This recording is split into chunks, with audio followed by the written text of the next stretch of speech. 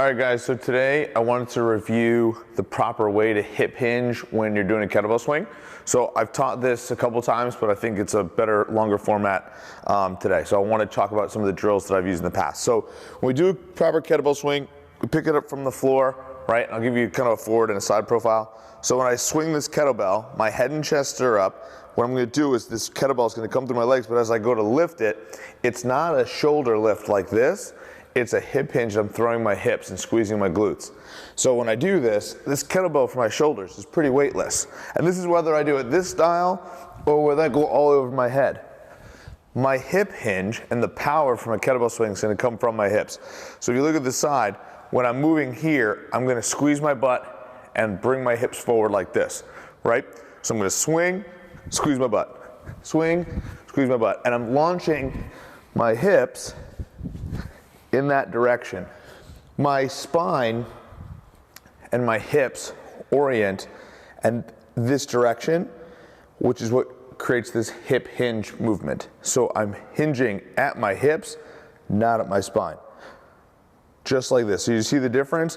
When I bend like this and swing, that's where people will get the shoulder motion, like this. So if I hinge from this position, I'm going to be, this is a bad position for my back. And so the ultimate position of what we're trying to achieve is this hip movement.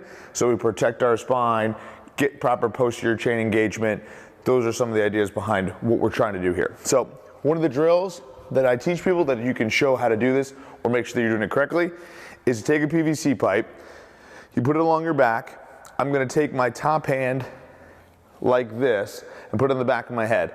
The other side is right on the base of my spine on my butt. And as I go to hip hinge, the PVC pipe and my hands should never come off the back of my head and my butt. So as I go downwards, I'm right here. I move this direction until I feel a big stretch in my hamstrings, and then I go up. So again, big stretch in the hamstrings, head and chest up, stand all the way up, squeeze the butt, and then back down. Head and chest up, squeeze the butt. So I'm in this position. If I'm doing this improperly, what's going to happen is if I'm hinging through my spine, it's going to look like this. And I'm going to create this tilt here. So again, if my head and chest are up and I'm in this proper position, this PVC pipe should be nice and straight in this position, right? It shouldn't go like this. All right, guys? So give this a try. Leave a comment below. Let us know if you have any questions. We're happy to answer for you. Thanks.